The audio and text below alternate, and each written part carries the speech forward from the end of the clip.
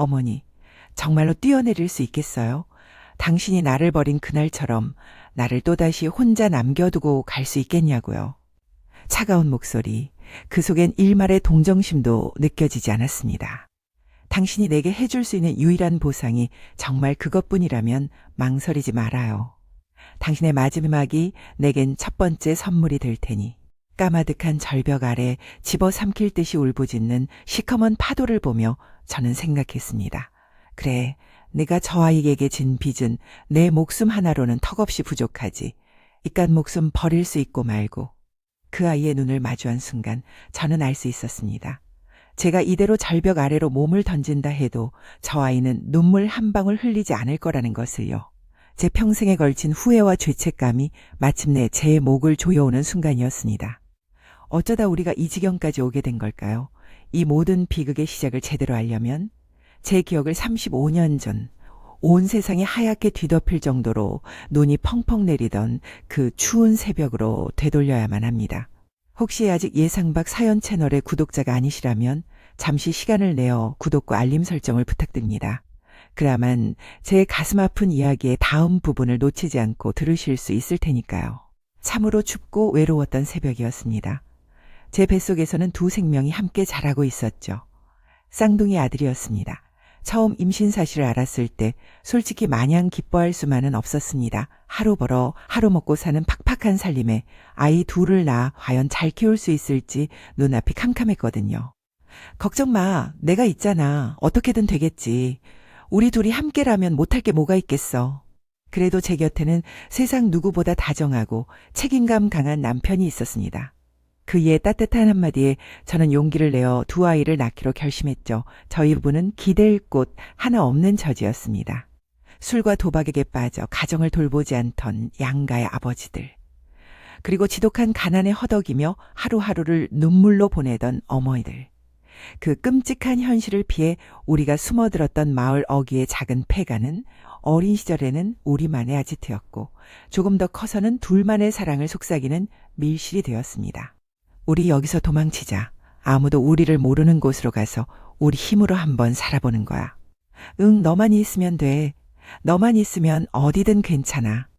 똑같은 상처를 가진 우리는 서로를 유일한 안식처로 여겼습니다. 자연스레 함께 도망칠 계획을 세웠고 19이 되던 해 단출한 집만 챙겨 무작정 야반도주를 했죠. 도망친 곳에도 가난은 끈질기게 따라붙었지만 적어도 고함과 비명, 폭력과 술 냄새가 없는 하루하루는 꿈결처럼 행복했습니다. 그렇게 우리만의 가정을 꾸리고 3년이 되던 해 그토록 기다리던 새 생명이 찾아온 것이었습니다. 마음껏 기뻐해주지 못하는 어미의 마음을 알아주기라도 하듯 저는 쌍둥이를 임신하고도 입덧 한 번 하지 않았습니다.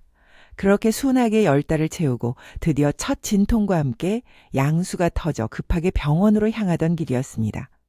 여보, 조금만 참아. 거의 다 왔어. 우리 아기들 곧 만날 수 있을 거야. 남편은 제 손을 꼭 잡고 서둘러 운전대를 잡았죠.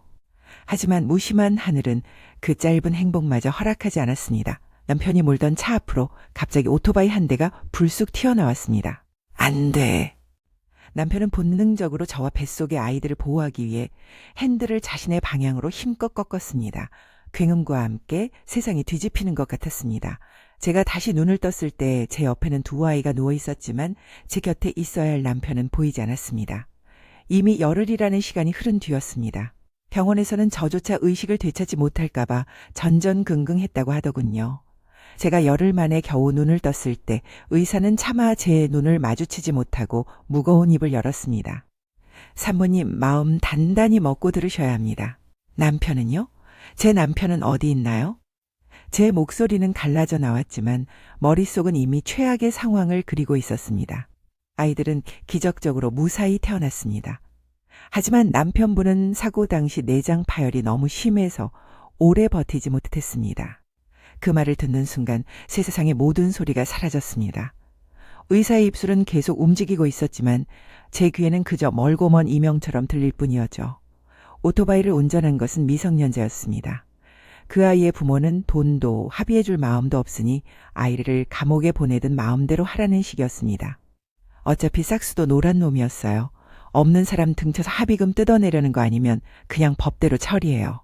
그들의 뻔뻔한 태도에 피가 거꾸로 솟았지만 싸울 힘조차 남아있지 않았습니다. 남편을 잃었고 제 몸은 망가졌으며 갓 태어난 두 아이는 세상이 떠나가라 울부짖고 있었으니까요. 처음 몇 달은 어떻게든 아이들을 키워보려고 정말이지 이를 악물고 버텼습니다. 하지만 하나라면 어떻게 등이 업고서라도 일을 하겠지만 둘은 정말이지 감당할 수가 없었습니다.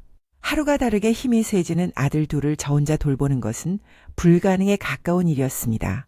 한 놈을 겨우 재우면 다른 놈이 깨서 울었고 한 놈에게 젖을 물리면 다른 놈이 배고프다고 자지러졌습니다. 몇 날 며칠을 아이들을 붙들고 울고 또 울었습니다. 탈진해서 쓰러질 때까지 목이 다 쉴 때까지 울부짖었습니다. 아, 진짜 시끄러워 죽겠네. 애 우는 소리에 어른 우는 소리에 사람 살 수가 없잖아. 결국 옆집에서 문을 쾅쾅 두드리며 고래고래 소리를 지를 때까지 저는 내장이 끊어지는 고통 속에서 그저 울기만 했습니다. 그렇게 울다 지쳐버린 저는 마침내 해서는 안 될 결정을 내리고 말았습니다. 그날 밤 저는 둘 중 조금 더 튼튼하고 건강해 보였던 아이를 안아들었습니다. 약한 아이는 제 손길이 조금이라도 더 필요할 것 같았고 건강한 아이라면 좋은 시설에 가서 더 잘 자랄 수 있지 않을까 그런 어리석은 기대를 했던 겁니다. 아이의 포대기 속에 제 이름과 아이의 이름 그리고 몇 년 안에 꼭 찾으러 오겠다는 짧은 메모를 남겼습니다. 그렇게 저는 보육원의 차가운 문 앞에 제 아이 하나를 두고 뒤도 돌아보지 않고 도망치듯 돌아섰습니다. 그날 밤 저는 차마 울지도 못했습니다. 눈물마저 제게는 사치처럼 느껴졌기 때문입니다. 모든 것을 놓고 싶고 이대로 쓰러지고 싶은 시간들이었지만 그럴 수 없었습니다. 제 곁에 남은 작은 아이가 너무나도 서럽게 저만 바라보고 있었기 때문입니다. 그 아이의 까만 눈동자 속에서 저는 버리고 온 또 다른 아이의 얼굴을 보았습니다. 그 아이마저 굶길 수는 없다는 생각에 저는 독하게 마음을 먹고 다시 일을 시작했습니다. 그렇게 악착같이 살았습니다. 식당 허드렛 일도 마다하지 않았고 밤에는 남의 집 청소까지 해가며 돈을 벌었습니다. 제 손은 금세 거칠어지고 마디가 굵어졌지만 그런 것은 아무렇지도 않았습니다. 그렇게 없는 살림에도 10,000원, 20,000원이 모여 10만 원이 될 때마다 저는 보육원에 익명의 이름으로 기부금을 보냈습니다. 현우가, 내 아가, 이걸로 맛있는 과자라도 하나 더 사 먹으렴. 부디 따뜻한 옷이라도 한 벌 더 얻어 입기를 이 못난 어미를 용서하지 마라. 돈을 붙일 때마다 제 눈물도 함께 보냈습니다. 제 아이가 제가 보낸 돈으로 잠시나마 배고픔을 잊고 추위를 피할 수 있기를 간절히 바라는 마음으로요. 그렇게 눈 깜짝할 사이에 10년이라는 세월이 흘렀습니다. 그 10년 동안 제 곁에 아들 현중이는 참으로 대견하게 잘 자라주었습니다. 용민하고 똑똑했을 뿐만 아니라 제 속을 한 번도 썩이지 않는 어른스러운 아이였습니다. 하지만 현중이가 제 앞에서 해맑게 웃으며 자라는 모습을 볼 때마다 제 염 한 구석은 버리고 온 또 다른 아이, 현욱이에 대한 죄책감으로 시커멓게 타들어갔습니다. 10년 10살이 되었을 그 해, 저는 더 이상 이렇게 살 수 없다는 결론을 내렸습니다. 죽이 되든 밥이 되든 나머지 아이도 제 곁으로 데려와야 했습니다. 두 아이를 함께 키우다 굶어 죽는 한이 있더라도 더는 제 살점을 떼어놓고 살 수는 없었습니다. 그렇게 결심한 날, 저는 10년 만에 처음으로 설레는 마음을 안고 그 보육원으로 향했습니다. 버스 창밖에 스치는 풍경들이 낯설면서도 익숙했습니다. 심장은 주체할 수 없이 뛰었고 온갖 상상이 머릿속을 스쳐 지나갔습니다. 나를 보면 뭐라고 할까? 원망하겠지? 아니 어쩌면 어미를 그리워했을지도 몰라. 현중이와 똑같이 생겼을까? 키는 얼마나 컸을까? 하지만 제 모든 기대와 희망은 보육원이 있던 자리에 도착한 순간 산산조각 나고 말았습니다. 그곳에는 보육원의 흔적은커녕 낯선 상가 건물이 들어서 있었습니다. 다리에 힘이 풀려 주저앉을 뻔했습니다. 저기요! 혹시 이 자리에 있던 보육원 어디로 갔는지 아십니까? 저는 근처 가게로 비틀거리며 들어가 다급하게 물었습니다. 가게 주인은 저를 위아래로 훑어보더니 귀찮다는 듯이 대답했습니다. 아, 그 애들 모아놓던 곳? 그거 없어진 지 한참 됐수다. 원재란 사람이 좀 시끄러운 일이 있었는지 어느 날 갑자기 문 닫고 애들도 다 뿔뿔이 흩어졌다고 하던데. 졌다니요? 그게 무슨 말씀이세요? 나야 모르지. 다른 데로 보냈는지 누가 데려갔는지 하여튼 여긴 없으니 다른 데 가서 알아보쇼. 그 순간 머리를 망치로 얻어맞은 듯한 충격이 밀려왔습니다. 지난 몇 년간 제가 보내던 후원금이 없는 계좌라며 되돌아왔던 일이 떠올랐습니다. 저는 그저 바쁘다는 핑계로 계좌번호가 바뀌었나 보다 하고 대수롭지 않게 넘겼습니다. 왜 그때 알아보지 않았을까? 왜 나는 내 아이에게 그토록 무심했을까? 땅을 치고 후회했지만 이미 늦은 일이었습니다. 저는 그대로 길바닥에 주저앉아 목 놓아 울었습니다. 내 아이를 영영 잃어버렸다는 생각에 정말 창자가 끊어지는 듯한 고통이 온몸을 휘감았습니다. 엄마 왜 그래? 어디 아파? 왜 울어 엄마? 아무것도 모르는 어린 현중이는 제 옆에서 어쩔 줄 몰라 하며 제 눈물만 닦아주고 있었습니다. 그 슬픔을 잊기 위해 저는 제 몸을 혹사하는 것 외에는 다른 방법을 찾지 못했습니다. 2개 하던 일을 3개로, 3개 하던 일을 4개로 늘리며 잠하는 시간마저 아까워하며 살았습니다. 그렇게 앞만 보고 달리던 어느 날 제 메마른 인생에 한 남자가 거짓말처럼 나타났습니다. 제가 일하던 추어탕집 골목 어귀에서 작은 짐수레를 끄는 남자였습니다. 아버지에게 물려받은 짐차를 끌며 성실하게 살아가는 저보다 4살 어린 총각이었죠. 제가 일하는 식당이 허름한 추어탕집이었는데 어느 날부터인가 그 총각이 점심이고 저녁이고 가게에 나타나 추어탕만 먹는 것이었습니다. 처음 1~2번은 어지간히 추어탕을 좋아하나 보다 하고 대수롭지 않게 넘겼습니다. 하지만 그게 하루, 이틀, 한 달, 그리고 계절이 바뀌도록 계속되었습니다. 비가 오는 날에도, 눈이 오는 날에도, 푹푹 찌는 한여름에도 그는 어김없이 나타나 뜨거운 추어탕 한 그릇을 비워내곤 했습니다. 저 총각도 왔네. 저 양반은 삼시세끼 추어탕만 먹고 사나 봐. 주방 이모들이 수군거릴 정도였으니까요. 아무리 추어탕을 좋아하기로써니 1년을 하루 2끼씩 먹는다는 건 보통 일이 아니잖아요. 참으로 희한한 사람이다 싶어 그날은 제가 직접 뚝배기를 내가며 말을 걸었습니다. 총각 궁금해서 그러는데 혹시 전생에 미꾸라지랑 무슨 원수라도 졌어요? 아니면 이 집 추어탕에 뭐라도 숨겨놨어요? 제 퉁명스러운 물음에 그는 그저 멀뚱멀뚱 저를 쳐다보기만 했습니다. 그러니 숟가락을 내려놓고는 아주 작은 목소리로 대답하더군요. 아니요, 누나가 좋아요. 순간 손에 들고 있던 뜨거운 뚝배기를 그대로 바닥에 떨어뜨릴 뻔했습니다. 온몸의 피가 얼굴로 쏠리는 느낌이었죠. 지난 1년간 그는 단 한 번도 제게 눈길 한 번 제대로 준 적이 없었습니다. 그저 묵묵히 밥만 먹고 나가는 그림자 같은 손님이었을 뿐인데. 네? 뭐라고요? 사실 오며 가며 보면서 혼자 좋아했어요. 그런데 통 곁을 내주질 않으시길래 매일 와서 밥을 먹다 보면 언젠가는 무슨 말을 걸든 왜 맨날 오냐고 묻든 뭐라도 한마디 해주시지 않을까 싶어서요. 근데 이게 1년이 될 줄은 몰랐네요. 그의 어수룩한 고백에 저는 너무나 황당해서 말문이 막혔습니다. 저는 그럴 마음 전혀 없으니까 앞으로는 추어탕 드시러 안 오셔도 됩니다. 저는 차갑게 쏘아붙이고는 주방으로 도망치듯 들어왔습니다.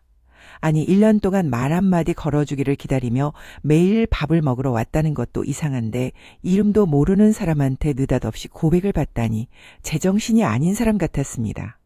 그렇게 며칠이 지났을까요? 그가 가게 앞에 서성이는 것을 보았습니다. 저는 못 본 척 지나치려는데 그가 저를 붙잡았습니다. 저기요 누나, 제 이름은 김복구예요. 복구, 어쩐지 하얗고 복슬복슬한 강아지가 떠오르는 이름이었습니다. 그 어울리지 않는 순박한 이름이 어쩐지 자꾸만 귓가에 맴돌았습니다. 이름을 알고 나니 그 다음부터는 모른 척하기가 더 힘들어졌습니다. 어쩐지 강아지 이름 같아서 자꾸만 피식 웃음이 나오는 그 이름이 제 머릿속을 떠나지 않았거든요. 누나, 오늘 장사는 어땠어요? 힘들어 보이네? 그냥 그래요. 이거라도 마셔요. 피곤할 땐 단 게 최고래요. 그는 제 손에 쭈쭈바 하나를 쥐어주고는 쑥스러운 듯 자기 짐차를 끌고 휙 사라지곤 했습니다. 처음에는 그가 주는 호의가 부담스러워 거절했지만 그는 개의치 않고 다음 날이면 또 다른 것을 들고 나타났습니다. 그렇게 어색하게 시작된 우리의 관계는 어느새 제 고단한 일상의 작은 숨구멍이 되어주었습니다. 그는 더 이상 저를 누나라고만 부르지 않고 조금씩 반말을 섞어 쓰기 시작했습니다. 그게 조금도 기분 나쁘지 않았습니다. 요즘 젊은 애들 말로는 썸이라고 하던가요.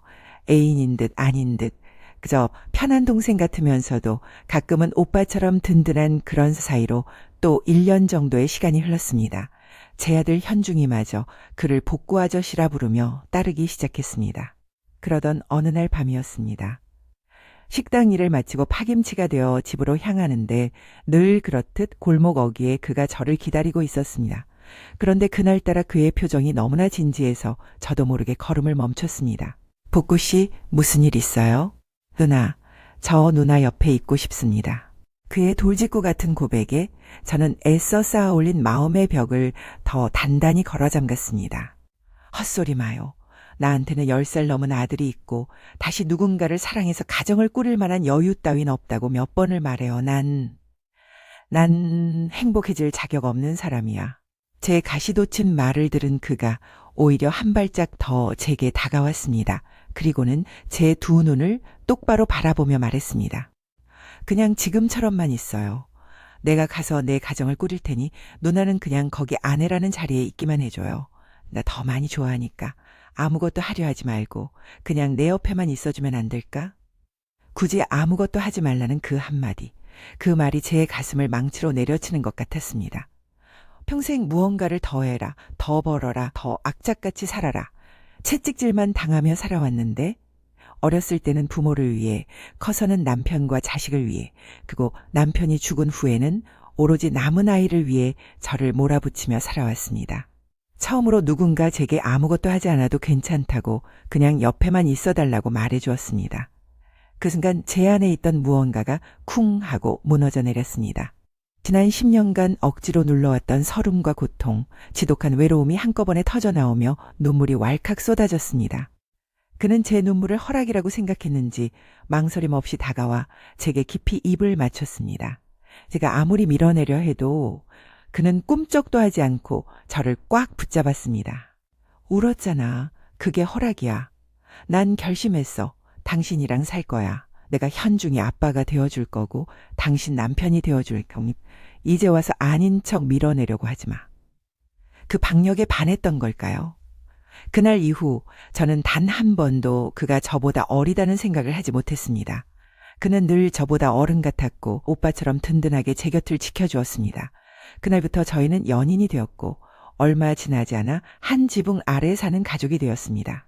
가족이 된 지 1년 만에 예쁜 딸이 저희에게 찾아왔고 2년 뒤에는 또 하나의 보물 같은 딸이 태어났습니다. 남들이 보기에는 아들 하나에 딸 둘, 더없이 다복하고 이상적인 가정이었죠. 처음에는 아들 딸린 과부와 결혼하겠다는 아들을 탐탁지 않아 하시던 시부모님도 첫째 딸을 낳기 전에는 저희 사이를 허락해 주셨습니다. 그리고 제 아들 현중이를 정말 친손주처럼, 아니 그 이상으로 아끼고 예뻐해 주셨습니다. 아가, 이 할미가 우리 강아지 좋아하는 갈비찜 해놨다. 어서 와서 밥 먹으렴. 현중아, 이 할애비 마지막 부탁이다. 내 엄마 아빠 잘 부탁한다. 이 할애비는 너를 정말로 사랑했다. 두 분 모두 돌아가시기 직전까지도 당신들의 친아들이 아닌 제 아들 현중이의 손을 잡고 그렇게 애틋한 유언을 남기셨습니다. 그 모습 하나만으로도 제 마음속에 시부모님은 평생 갚아도 다 못 갚을 은혜를 주신 분들이 되었습니다. 그 마음의 빚을 갚기 위해 제가 1년 중 가장 중요하게 치르는 행사가 바로 시부모님의 제사입니다. 남들이 보면 유난스럽다 할 정도로 상다리가 부러지게 음식을 차려 올립니다. 그렇게라도 하지 않으면 제가 받은 그 크나큰 사랑에 대한 죄책감을 도저히 감당할 수 없을 것 같아서요. 겉으로 보기에 저희는 완벽한 가정이었습니다. 3남매는 우애가 깊었고 남편은 아내와 자식밖에 모르는 사람이었죠. 하지만 제 마음 한구석에는 늘 현중이와 꼭 닮았을 또 다른 아이, 현욱이가 무거운 돌덩이처럼 남아 있었습니다. 결국 저는 남편에게 모든 것을 털어놓기로 결심했습니다. 어느 늦은 밤 잠든 아이들을 확인하고 나온 제게 남편이 물었습니다. 왜 그래? 무슨 걱정 있어? 얼굴이 안 좋아 보여. 여보, 사실은 현중이에겐 제가 낳은 또 다른 아이가 있어요. 쌍둥이였어요. 제 고백에 남편은 아무 말 없이 저를 바라보았습니다. 그의 눈동자가 놀라움으로 커지는 것이 보였죠. 저는 눈물을 삼키며 지난 세월의 이야기를 모두 쏟아냈습니다. 남편은 묵묵히 제 이야기를 다 듣고 나서 저를 조용히 안아주었습니다. 그럼 혹시 그 아이가 지금 어디서 어떻게 살고 있는지 알아? 아니, 보육원도 없어진 지 너무 오래됐고 동네 사람들도 그 이야기만 나오면 쉬쉬해서 내가 아이를 버리고 온 죄인이라 그런지 아무도 제대로 알려주지 않아. 찾고 싶어? 남편의 그 한마디에 저는 참고 있던 눈물을 터뜨리고 말았습니다. 응, 찾고 싶어. 당신에겐 정말 면목 없지만 너무 보고 싶어. 이렇게 편하게 사는 게 너무 미안하고 나중에 죽어서 그 아이를 볼 낯이 없어. 만약 어디선가 학대받거나 힘들게 살고 있으면 어떡해. 나를 원망하는 건 괜찮아. 제발, 제발 아프거나 힘들게만 살지 않았으면 좋겠어. 그날 이후 남편은 자신의 일처럼 발벗고 나서 현욱이를 찾아주었습니다. 없는 살림에 사람까지 써가며 수소문했고 적지 않은 돈을 들여 아이의 행방을 추적했습니다. 그러던 어느 날 남편이 낡고 구겨진 종이 한 장을 제 앞에 내밀었습니다. 이게 뭐야? 그 보육원이 문을 닫으면서 남아있던 아이들 10명 정도가 다른 곳으로 옮겨졌대. 그 기록을 겨우 찾았어. 종이 위에는 제 아들 현욱이의 이름이 선명하게 적혀 있었습니다. 그리고 그 이름 옆에는 믿을 수 없는 두 단어가 쓰여 있었습니다. 영국 부자. 그 종이를 보는 순간 제 심장을 10년 넘게 짓누르던 거대한 바위가 사라진 것 같았습니다. 정말 확실한 정보야? 어디서 알아낸 건데? 응, 그 보육원 문 닫을 때 남았던 아이들 기록이라고 했어. 다른 아이들 옆에는 프랑스 평범, 미국 일반 이런 식으로 쓰여 있었는데 현욱이 옆에만 유독 영국 부자라고 되어 있더라고. 그 종이 한 장이 제 지난 10년의 죄책감을 단숨에 씻어내리는 면죄부처럼 느껴졌습니다. 톡 하고 마음속 깊이 박혀있던 가시 하나가 빠져나가는 기분이었습니다. 그날부터 저는 정말 미안하지만 그 아이를 어느 정도 마음속에서 내려놓고 현재의 삶에 집중할 수 있었습니다. 그래, 잘 되었구나. 이 어미가 너를 버린 덕에 내가 더 큰 세상에서 훨훨 날게 되었구나. 내가 주는 서민 음식 대신 세상에서 가장 맛있는 음식들을 먹고 있겠지. 이 누추한 집 대신 그림 같은 성에서 살고 있겠지. 그렇게 세월은 유수와 같이 흘렀습니다. 제 아이들은 고맙게도 누가 봐도 부러워할 만한 훌륭한 청년들로 자라주었습니다. 친아빠가 아님에도 불구하고 큰아들 현중이는 아빠를 세상에서 가장 존경하고 따랐습니다. 남편 역시 새아이에게 추호의 차별도 없이 공평하고 자유롭게 사랑을 베풀었죠.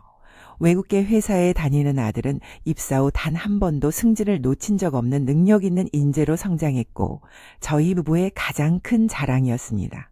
어릴 적부터 방 한구석에 쪼그려 앉아 그림 그리기를 좋아하던 큰딸은 저희가 변변한 지원 한번 해주지 못했는데도 실력 하나로 미대에 진학하더니 졸업 후에는 집 근처에 제법 큰 미술학원을 차렸습니다. 둘째 딸은 제 아빠를 따라 도배일을 배우겠다며 나섰습니다. 처음에는 남편이 계집애가 무슨 힘든 일을 하겠다고라며 펄쩍 뛰었지만 막상 일을 가르쳐보니 저보다 더 꼼꼼하고 감각이 있다며 입이 귀에 걸리곤 했죠. 요즘은 기술이 최고야, 엄마. 괜히 대학 가서 어설프게 공부하는 것보다 이게 내 적성에 딱 맞아. 그렇게 제 녀석 모두가 자기 자리에서 든든하게 뿌리 내리고 살아주니 그저 고맙고 감사할 따름이었습니다. 더 이상 바랄 것이 없는 평화로운 나날이었습니다. 그러던 어느덧 세월이 흘러 제가 환갑을 맞이하게 되었습니다. 환갑을 코앞에 둔 어느 날 저녁 저보다 4살 어린 남편이 장난스럽게 제 어깨를 주무르며 말했습니다. 여보, 뭘 그리 서둘러. 4년만 더 기다렸다가 나랑 같이 합동 환갑잔치 하자고 1+1으로다가 아주 성대하게. 그 말에 딸들이 펄펄 뛰며 일어났습니다. 아빠, 무슨 말씀이세요? 생일잔치가 무슨 마트떨이 상품도 아니고 1+1이 뭐예요? 엄마 환갑은 엄마 환갑대로 챙기고 아빠 환갑은 아빠 환갑대로 챙겨야죠. 맞아, 이번엔 엄마 제대로 환갑잔치 한번 해드리자. 우리 3남매가 돈 모아서 멋진 데서 파티 열어줄게. 아이고, 됐어. 요즘 세상에 누가 환갑잔치를 한다고. 칠순은 돼야지. 아직 청춘이야, 청춘. 엄마, 그렇게 청춘이니까 우리 3남매랑 같이 여행 갈까? 아니면 우리 무녀 셋이서만 오붓하게 온천 여행이라도 다녀올까? 딸들의 성화에 못 이기는 척 웃고 있는데 그때까지 조용히 과일만 깎던 아들이 무거운 입을 열었습니다. 저기 미안한데 만약에 여행을 가더라도 저는 참석하기 어려울 것 같아요. 뭐야 오빠? 타이밍 한번 기가 막히네.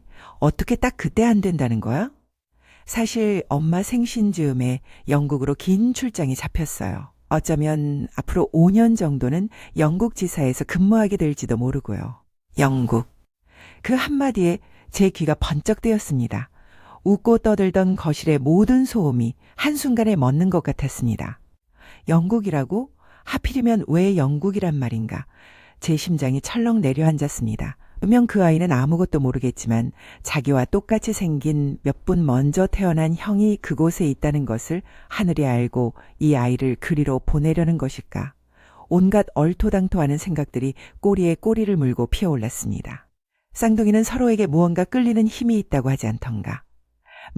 정말 만약에 두 아이가 그 넓은 땅에서 우연히 마주치게 된다면 서로의 얼굴을 본 순간 얼마나 큰 충격에 빠질까. 그 전에 내가 먼저 사실을 이야기해 줘야 하는 것은 아닐까. 사실 너는 쌍둥이였단다 하고. 깊은 고민에 빠져 밤잠을 설쳤습니다. 며칠을 끙끙 앓다가 남편에게 슬쩍 운을 떼어 보았지만 돌아온 것은 구박뿐이었습니다. 당신 제정신이야? 지금껏 30년 넘게 외아들로 알고 살아온 애한테 갑자기 쌍둥이 형이 있다고 말하라고? 그것도 영국에? 당신 같으면 그 말을 믿겠어? 그래도 만약에 둘이 정말 만나기라도 하면 어떡해. 서로 얼마나 놀라겠어. 세상이 좁다지만 그렇게 쉽게 만날 수 있을 것 같아? 그냥 모르고 산 건 끝까지 모르고 사는 게 나아. 괜히 먼저 말해서 애 마음만 더 힘들게 할 필요. 만약 정말 하늘의 뜻이 있어서 둘이 마주치게 된다면 그건 그때 가서 생각할 일이야.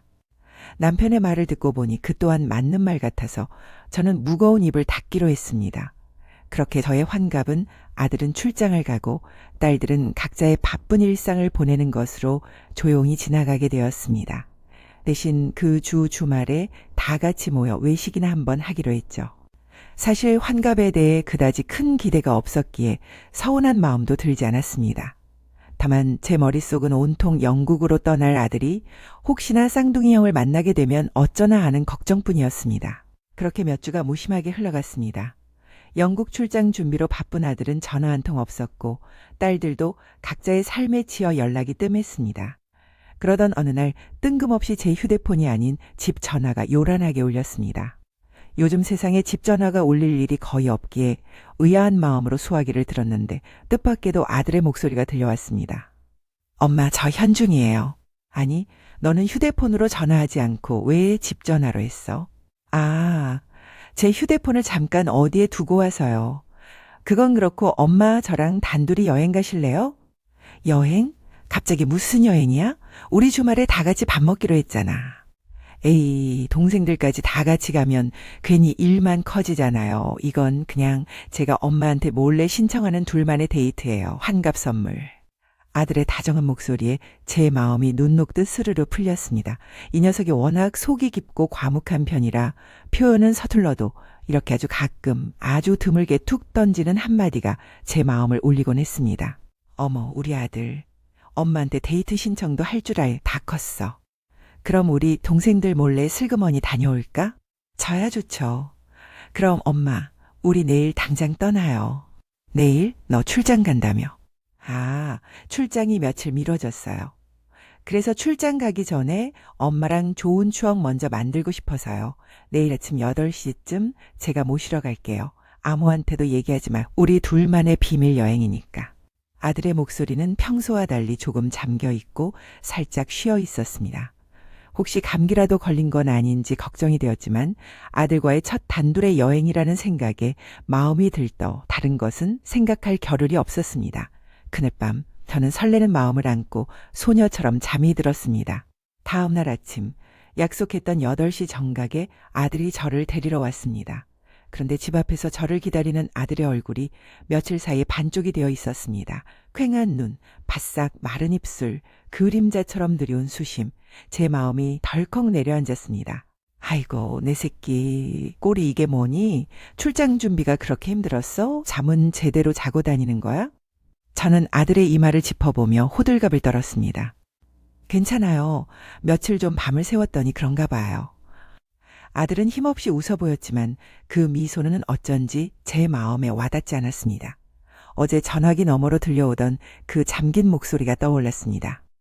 너 어렸을 때부터 예민해서 큰일 앞두고는 꼭 탈이 나더라. 잠깐만 기다려.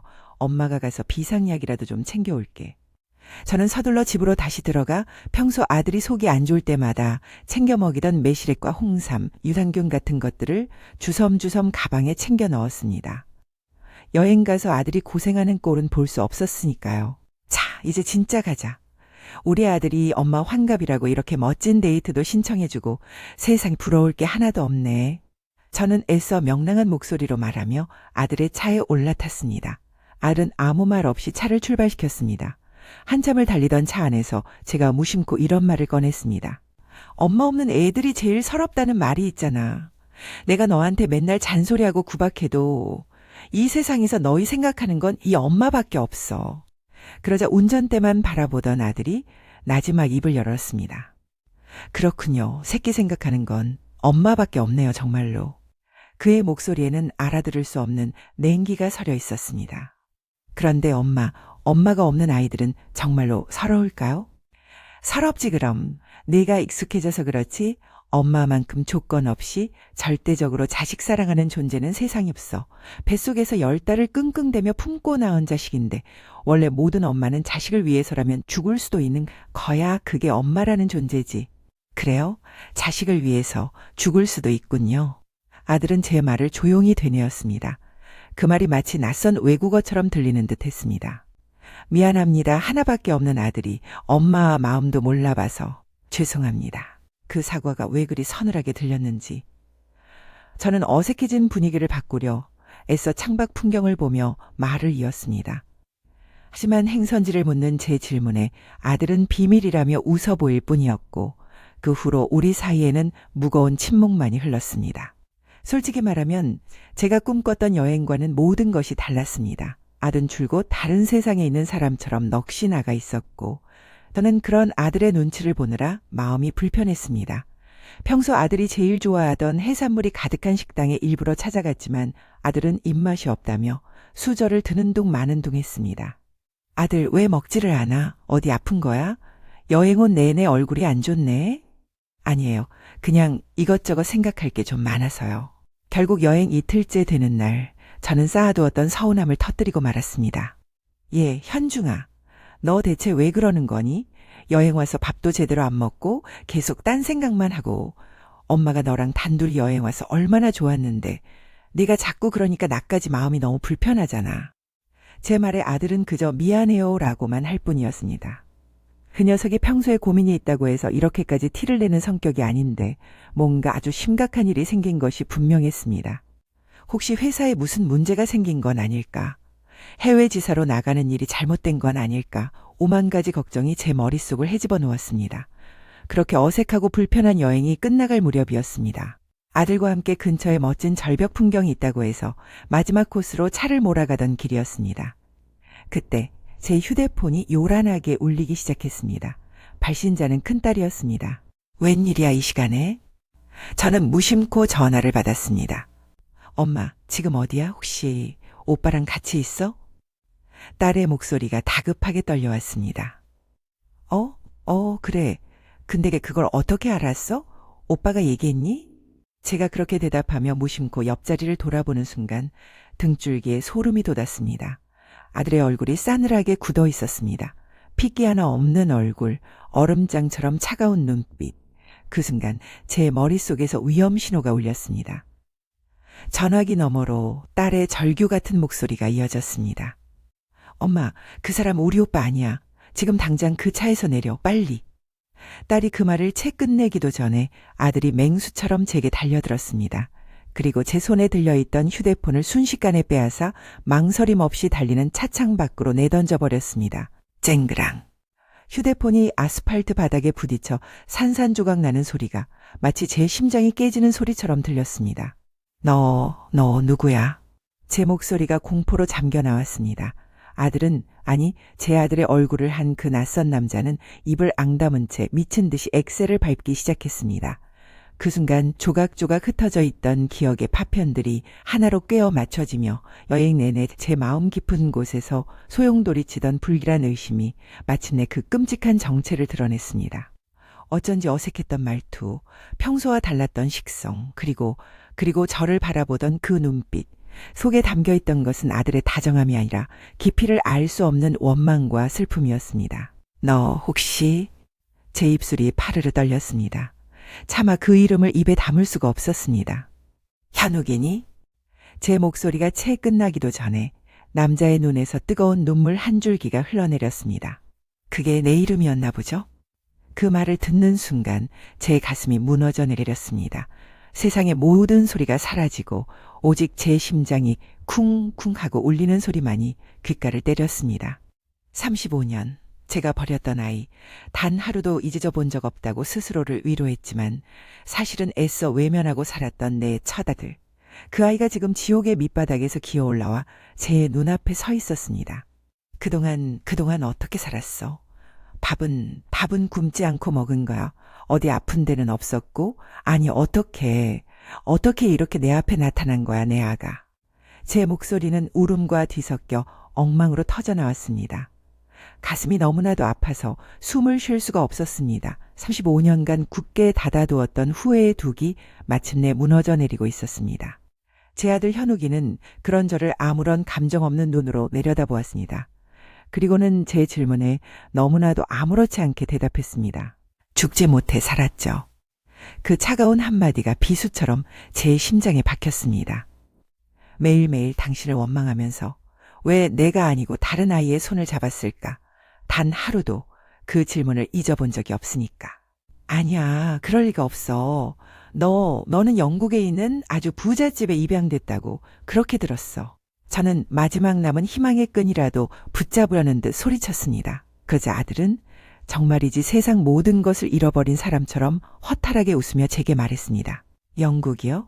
대체 이 세상 어디에 그런 근사한 나라가 있는데요? 그의 웃음소리가 칼날이 되어 제 가슴을 도려내는 것 같았습니다. 도박에 미친 인간한테 팔려가서 10년 동안은 앵벌이를 했고 그 다음 10년은 그 도박판 뒤치다거리나 하는 양아치로 살았죠. 뭐라고? 학교 문턱은커녕 내 이름 석자 쓰는 법도 40이 다 돼서야 겨우 배웠는데 영국은 무슨 얼어 죽을 영국입니까? 아들의 입에서 나오는 말들은 제가 지난 30여 년간 믿어왔던 모든 것을 송두리째 무너뜨렸습니다. 아, 그 영국 부잣집 아들놈 덕분에 지난 세월 아주 발 뻗고 편하게 주무셨나 봅니다. 참 편했겠네. 나는 부잣집에 입양 보냈으니 이제 내 할 일은 다 했다. 뭐 이런 거였나? 손발이 차갑게 식어오며 온몸이 사시나무처럼 떨려왔습니다. 뭐라도 붙잡지 않으면 이대로 정신을 잃고 쓰러질 것만 같았습니다. 무슨 헛소리야. 아니야, 내가 똑똑히 봤어. 내 이름 영국 부자라고. 그렇게 쓰여 있었단 말이야.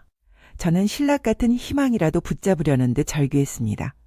그러자 아들은 그런 저를 가엾다는 듯이 쳐다보며 말했습니다.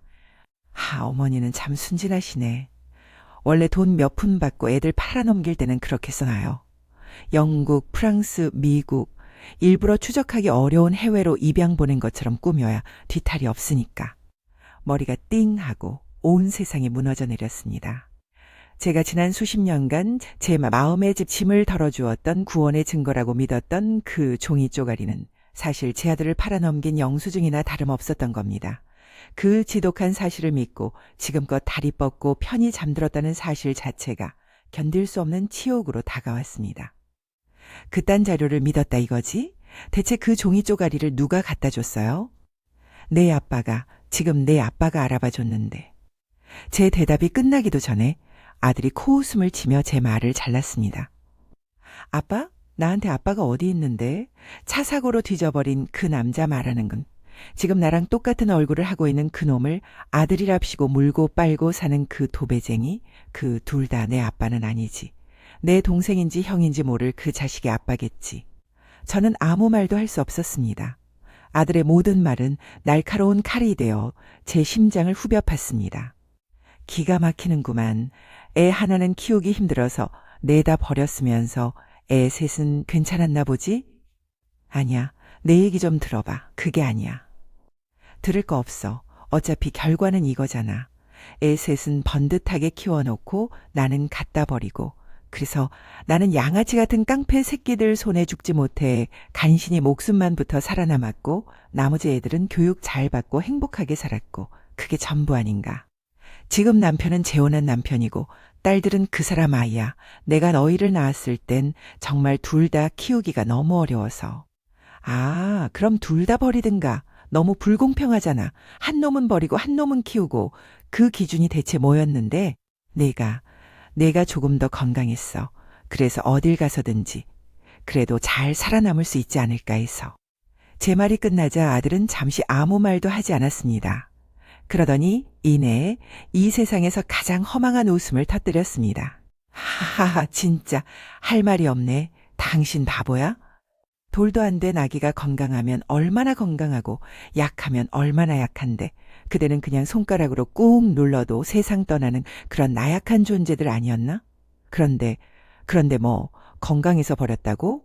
그의 목소리는 분노로 떨리고 있었습니다. 정말 어이가 없고 이기적이네. 아, 몰랐네. 내가 당신한테 버림받지 않으려면 차라리 아파서 빌빌거렸어야 하는구나. 그렇지? 건강하게 태어난 게 내 죄였구나. 그렇게 미친 듯이 엑셀을 밟아 도착한 곳은 칠흑 같은 바닷물이 집어삼킬 듯이 울부짖는 까마득한 절벽이었습니다. 분명 이곳에 오기 전까지만 해도 예쁜 바다 풍경을 볼 수 있다는 생각에 가슴이 설렜는데 막상 절벽 앞에 서고 나니 이곳이 바로 제 인생의 마지막 종착지라는 생각이 들었습니다. 그래서 내가 어떻게 하면 좋겠니? 제가 떨리는 목소리로 물었지만 아들은 아무 말도 하지 않았습니다. 그저 차가운 눈으로 저와 검은 바다를 번갈아 쳐다볼 뿐이죠. 저는 조용히 아들의 눈을 마주보며 말했습니다. 네가 믿을지 안 믿을지는 모르겠지만 난 널 한순간도 잊은 적이 없어. 내가 웃을 수 있었던 건 내가 정말로 영국 귀족 도련님처럼 이 세상 누구보다 행복하게 살고 있을 거라고 믿었기 때문이야. 네가 이렇게 살고 있다는 걸 알았다면 나는 내 모든 걸 팔아서라도 내 목숨을 바쳐서라도 널 찾았을 거야. 이건 내 진심이야. 그리고 저는 조용히 절벽 끝으로 한 걸음 한 걸음 다가갔습니다. 두마등처럼 지난 세월이 스쳐 지나갔습니다. 만약 이곳에서 제가 뛰어내려 아들이 지난 35년간의 억울함과 고통을 조금이라도 보상받는 느낌을 가질 수 있다면 저는 기꺼이 뛰어내릴 수 있었습니다. 정말 미안하다, 내 아들. 이게 네가 진정으로 원하는 거라면 나는 미련 없이 갈 수 있어. 그렇게 제가 마지막 한 발을 내디디려는 순간이었습니다. 등 뒤에서 제가 지난 35년간 단 하루도 잊지 못하고 꿈속에서조차 애타게 불렀던 그 목소리가 들려왔습니다. 엄마. 그 한마디에 제 다리에 힘이 풀리며 그 자리에 털썩 주저앉고 말았습니다. 하지마, 제발 하지마. 아이가 달려와 뒤에서 저를 끌어안고 아이처럼 펑펑 울기 시작했습니다. 너무 원망했어. 왜 내가 아니라 그놈이었을까? 왜 나는 이런 지옥 같은 삶을 살아야만 했을까? 그래서 어떻게든 당신들을 다 부숴버리고 싶었어. 그런데 당신이랑 며칠을 같이 지내면서 당신이 내가 미워서 혹은 일부러 나를 버린 게 아니라는 걸 알아버렸단 말이야. 하지만 그걸 인정하면 내 지난 세월이 너무 불쌍하잖아. 나 대체 뭘 보고 살아야 해? 저는 아무 말 없이 그저 아이를 품에 꼭 껴안고 함께 울었습니다. 우리는 그렇게 한참을 서로의 존재를 확인하며 울고 또 울었습니다. 집으로 돌아온 후 모든 것이 폭풍처럼 휘몰아쳤습니다. 아들 현욱이를 쫓던 범죄 조직의 사람들이 집까지 찾아왔고 영국에 있던 현중이는 모든 사실을 알고 충격에 빠졌습니다. 남편과 딸들 역시 혼란스러워했지만 결국 피는 물보다 진했습니다. 우리 가족은 하나가 되어 현욱이를 지키기 위해 싸우기로 했습니다. 남편은 평생 모은 돈을 변호사 비용으로 썼고 현중이는 영국에서 급히 돌아와 동생을 위해 할 수 있는 모든 것을 했습니다. 저는 두 아들의 손을 꼭 잡고 맹세했습니다. 엄마가 두 번 다시는 내 손 놓지 않을게. 이제 우리 네 식구, 아니 5식구 다 함께 사는 거야. 이 집에서. 내 가족이 있는 이 집으로 돌아온 걸 환영한다, 내 아들. 어린아이처럼 제 품에 안겨 엉엉 우는 그 아이를 꼭 안고 저는 다시 한번 다짐했습니다. 다시는 이 아이를 아프게 하지 않겠다고, 죽은 날까지 이 손을 놓지 않겠다고 말입니다.